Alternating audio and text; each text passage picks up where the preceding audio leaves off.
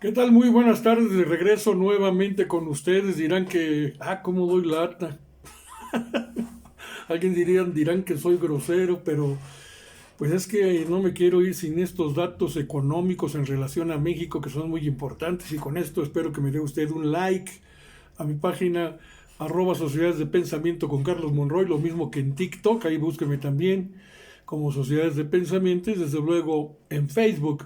Pero mire, resulta que apenas este viernes los bancos, casas de bolsa, grupos de análisis y hasta el propio equipo del gobierno federal, la Secretaría de Hacienda, digámoslo así, fallaron de nueva cuenta en las previsiones de crecimiento de la economía mexicana, pero en positivo. La segunda economía más grande de América Latina, según este documento, se habría expandido 3.1% durante noviembre y 2.6% en diciembre del 2023, de acuerdo con el indicador oportuno de la actividad económica que el INEGI presenta y dio a conocer, le digo, este viernes. Esto implicaría un crecimiento del Producto Interno Bruto, según leo aquí en el documento, en todo 2023 del 3.26%, estima Gabriela Siller, economista en jefe del Banco Base, aunque recordó que las series estadísticas todavía pueden ser revistadas en este enero del 24, a finales ya del mes, en la publicación de este indicador global de la actividad económica correspondiente a noviembre. Además, se explica, normalmente se revisan las series del Producto Interno Bruto ajustadas por estacionalidad en la publicación oportuna programada para el 30 de enero, por lo que el crecimiento publicado puede diferir de esta estimación. Este año, la economía mexicana crecerá 3.5%, pronosticó el presidente Andrés Manuel López Obrador recientemente, pero el pronóstico de crecimiento del gobierno pues quedó ya rebasado. Al arranque del año pasado, Citibanamex llevó a cabo una encuesta entre 30 bancos, casas de bolsa y grupos de análisis del sector privado nacional y extranjero, cuyo consenso indicaba que la economía nacional crecería apenas 0.9% en 2023. Había incluso, aquí estoy leyendo el documento, instituciones como Bank of America que esperaban otra contracción, una contracción de 0.5%, mientras que los más optimistas, que eran Multiba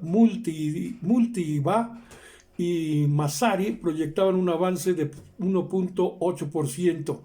Ministro de Economía, es decir, Hacienda, dice, vamos a ver un crecimiento de la economía en el segundo semestre del 24 y a través de la Secretaría de Hacienda, el propio gobierno federal anticipó un crecimiento económico de 3% el año pasado, según los criterios generales de política económica 2023, cuya expectativa también quedará rebasada según el INEGI y confirma el crecimiento que llegó a 3.26%. México llegará entonces, estaba en el 15, llegó al 12 y ahora llegará al lugar 11 del rating de economías más grandes del mundo.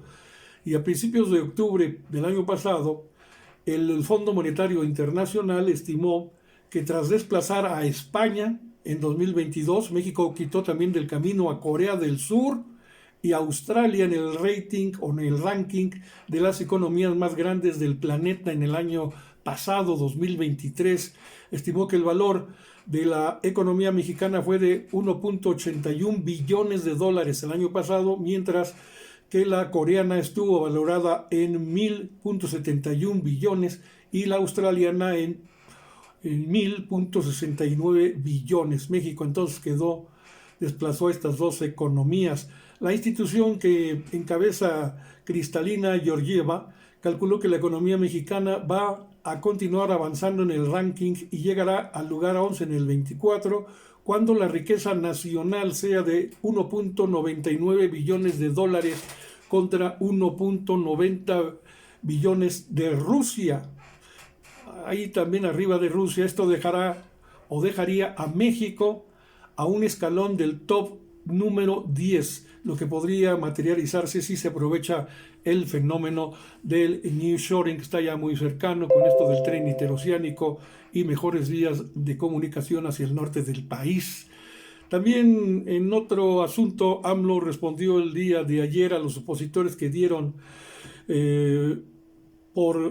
no va a pasar las reformas del presidente que presentará el próximo 5 de febrero.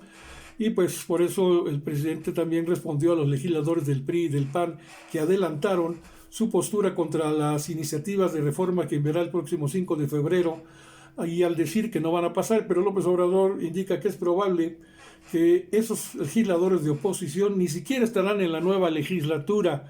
¿Quién sabe qué van a opinar los de la siguiente legislatura que se renovará en este 2024? Pero de todas formas el presidente mandará su paquete el 5 de febrero para que se discuta, se va a llegar a tiempo, y esos que declararon que no va a pasar ni siquiera van a estar en la próxima legislatura, así que bye bye. Por eso hay que ir por el plan C, es decir, no solamente el voto masivo en favor de Claudia Sheinbaum para los seguidores de la Cuarta Transformación, sino el plan C para que también en las cámaras de diputados y senadores se logre tener una mayoría calificada, que es la que puede aprovechar ese momento que sería también histórico y aprobarse las reformas constitucionales que tanto anhela la Cuarta Transformación, y encabezada desde luego por el presidente Andrés Manuel López Obrador. Y también negó el propio primer mandatario que la Comisión Nacional de Derechos Humanos no está en la lista de organismos autónomos que tengan la intención de desaparecer con su iniciativa de reforma. El presidente indicó que los organismos que incluirá en esa iniciativa de reforma son los que fueron creados por la oposición en su momento para legalizar la corrupción, tal como dijo, es el Instituto Federal de Telecomunicaciones, que ese sí, adiós. Explica que este instituto se creó para poner fin a los monopolios en el sector de las comunicaciones, pero en la actualidad persiste esa práctica, y sin embargo aclara que no se despedirá a ningún trabajador de base, los cuales pasarían entonces a ser parte del personal de la Secretaría de Comunicaciones. Otro organismo que incluiría, ya lo dijimos, el Instituto Nacional de la Transparencia, el INAI, puesto que sus funciones las puede hacer la Auditoría Superior de la Federación o la propia Secretaría de la Función Pública y también la Fiscalía General de la República. AMLO acusó, por otra parte, las críticas hacia la megafarmacia del bienestar, que es por fin romper con un monopolio corruptísimo en la distribución de medicamentos. Reveló que en sexenios pasados eran solo 10 empresas vinculadas a políticos, medios de comunicación y pseudo periodistas que compraban el 80% de todos los fármacos del país, y ni siquiera eran laboratorios.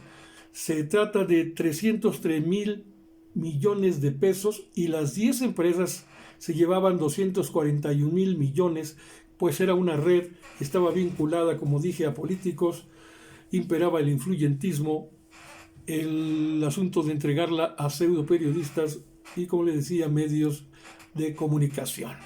Y por otra parte también informó el día de ayer, pues que no tuve tiempo de darles esta información, pero el director de Birmex, Jens Pedro Loman Iturburu, informa sobre las claves únicas de los medicamentos disponibles en la megafarmacia del bienestar, así como sobre llamadas recibidas desde la inauguración hasta el 12 de enero de este año y a partir del 22 de diciembre del 23. Birmex, debe usted saber que es la empresa que planea, consolida, almacena y distribuye los medicamentos del sector público en México. Esta megafarmacia cuenta con un inventario de 1,190 claves únicas de medicamentos y está conformada por 2,465,975 piezas. De las llamadas que se recibieron del 29 de diciembre del 23 al 12 de enero del 24, el 51,88% han sido llamadas sin interacción, el 32,44% han sido llamadas con información insuficiente, es decir, sin recetas, sin CURP o información equivocada. El 1% han sido llamadas malintencionadas, es decir, tipo periodistas en modo amarillista de nota roja o chayoteros. y el 4.68% han sido llamadas de seguimiento a folio. Con esto me despido. Gracias. Buen fin de semana.